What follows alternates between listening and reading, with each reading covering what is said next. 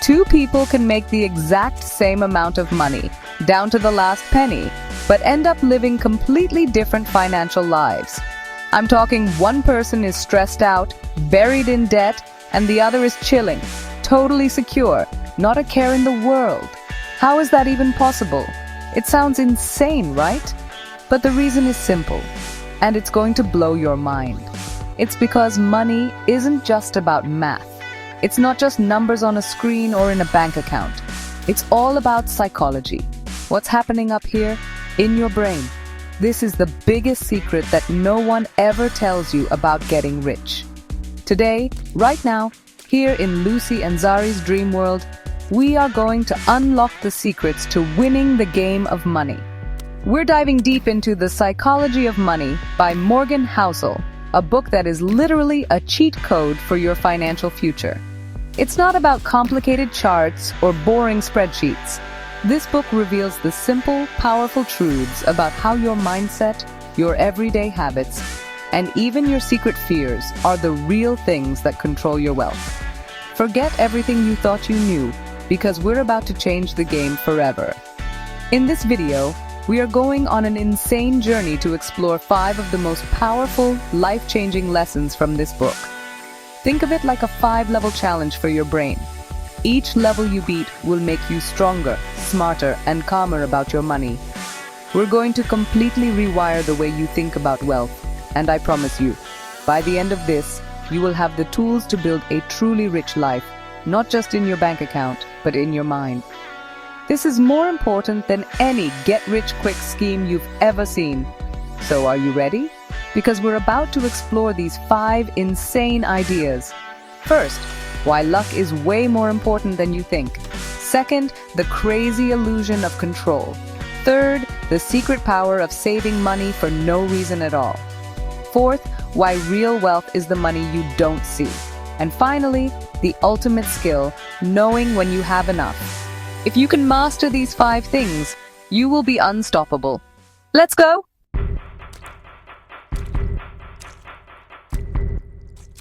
Imagine 2 guys, Tim and Bob. Both are smart and hardworking and both invest their life savings. Tim does everything right. He researches, diversifies, and follows every rule. Bob, on the other hand, hears a random tip at a coffee shop and throws all his money into one risky startup. Bob breaks every rule, putting all his eggs in one basket. Years later, a global crisis wipes out Tim's careful investments. Bob's startup gets bought for millions. Bob becomes rich overnight, not because he was smarter, but because he got lucky. The world isn't a clean spreadsheet. It's chaotic and unpredictable. Luck is the tailwind that pushes you forward. Risk is the headwind that knocks you down. We often judge success or failure as if it's all skill or all mistakes, but luck and risk play a huge role. Sometimes you can do everything right and still lose because of forces outside your control. The real lesson? Build a plan that can survive bad luck. That's the true path to long-term success.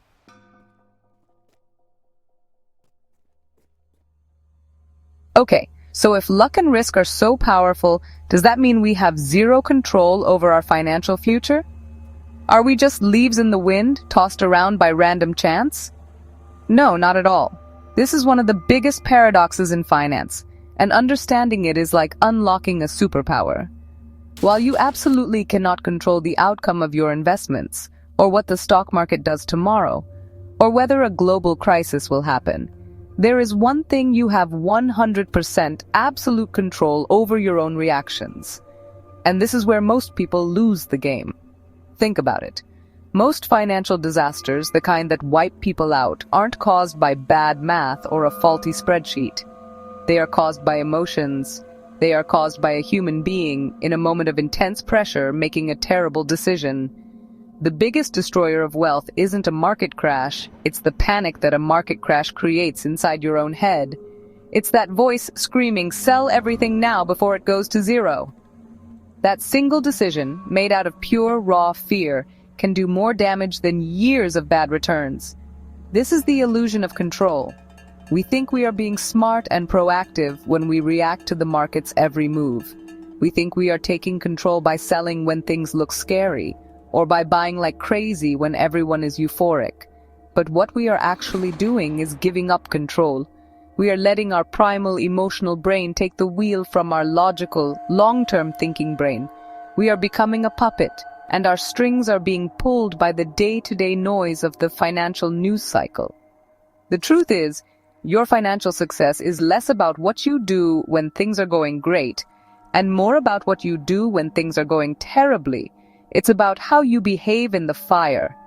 Can you stay calm? Can you stick to your plan? Can you resist the overwhelming urge to hit the panic button? The person who can simply sit on their hands and do nothing during a storm is exercising more control than the person who is frantically buying and selling, trying to outsmart the chaos. Panic isn't the only emotion that destroys wealth. It has an equally dangerous twin: greed. Greed is that intoxicating feeling you get when things are going incredibly well. Your stocks are soaring, everyone around you is getting rich, and you start to feel invincible. You develop a fear of missing out, or FOMO.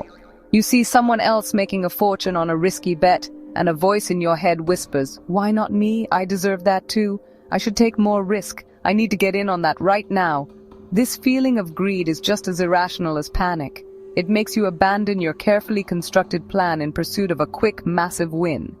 You might sell your safe, diversified investments to pile into the one hot stock everyone is talking about. You might take on huge amounts of debt to leverage your bets, convinced that it can only go up. You start to believe that the good times will last forever, and that the normal rules of risk no longer apply to you because you are a genius. This is a deadly, deadly trap. Greed and fear are two sides of the same emotional coin. They both cause you to make short-term decisions that sabotage your long-term goals. Fear makes you sell low, locking in your losses. Greed makes you buy high, setting yourself up for a massive fall. Both are driven by the illusion that you can somehow time the market, that you know what's going to happen next. But nobody knows what's going to happen next. Nobody. The market's job is to surprise you, to humble you, and to prey on these exact emotions. The people who build lasting wealth are the ones who have mastered this internal battle. They understand that their own behavior is the single biggest variable they can control. They don't try to control the market. They focus entirely on controlling themselves.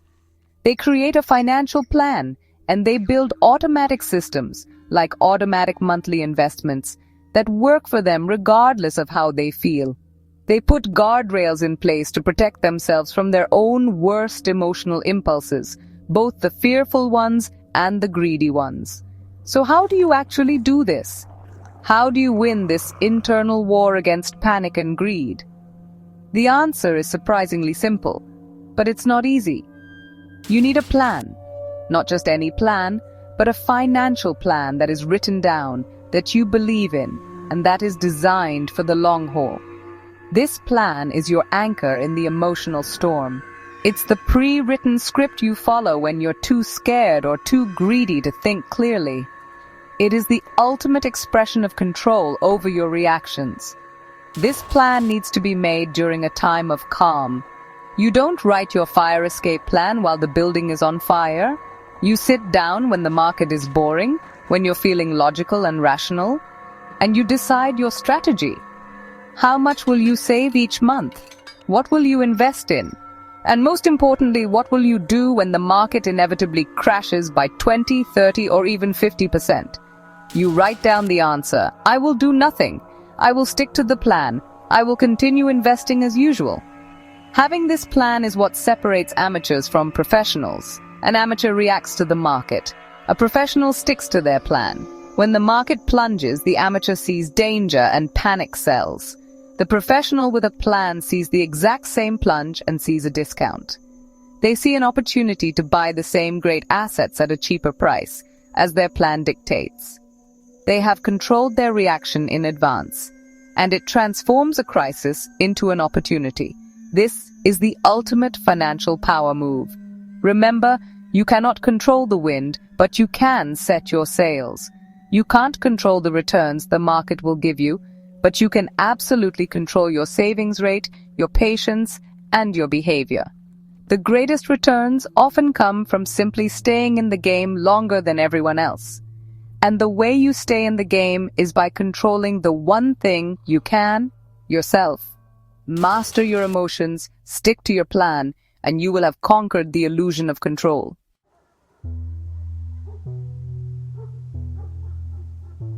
Imagine an old man in a tiny village living simply. He carries an old leather satchel everywhere he goes. Inside, just dried flowers and a handful of old coins. To outsiders, it looks worthless, but to him it's his most prized possession. Villagers wonder, why save things with no value? He's not saving for a house, a trip, or even new clothes. He has no specific goal. Every coin and flower is an act of building something that belongs to him. A cushion, a buffer. One day, disaster strikes. A storm blocks the only road and panic sets in. The old man calmly pours out his coins for the village. It's not much, but it's enough to start rebuilding. The lesson?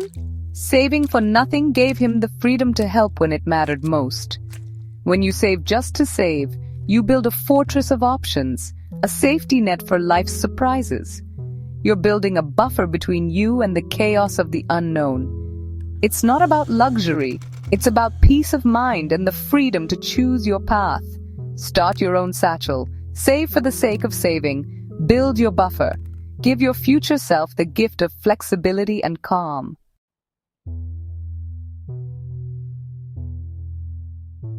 Alright guys, let's talk about something that completely flips the script on how we think about being rich. We see a guy driving a $100,000 car, and what's the first thing we think? Wow, that guy must be loaded.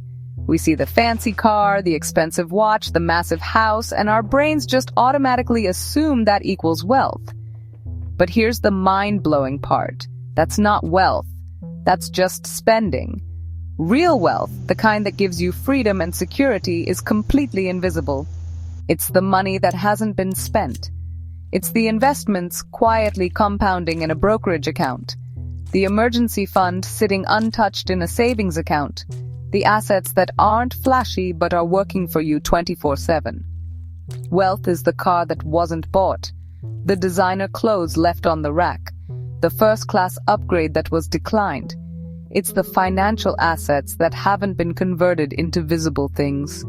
True wealth isn't about impressing other people with what you have. It's about giving yourself peace of mind with what you've kept. It's the ultimate secret of the truly wealthy.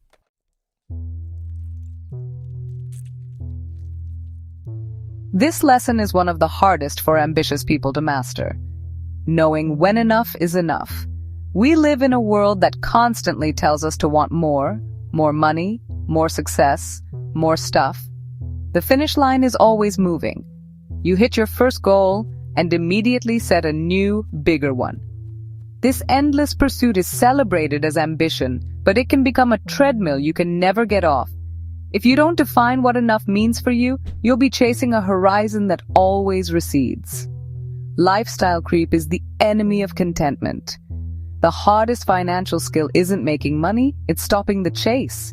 It's having the wisdom to say, this is enough. I have what I need to live a happy and fulfilling life. Cherish your security, your freedom, and your peace of mind so much that you would never risk them for something you don't truly need. The goal is to stay in the game, and you do that by knowing when to stop pushing your luck. Define your own finish line. Your definition of enough has to be personal. Greed has no finish line, but peace does. Find yours and have the courage to say, I've won.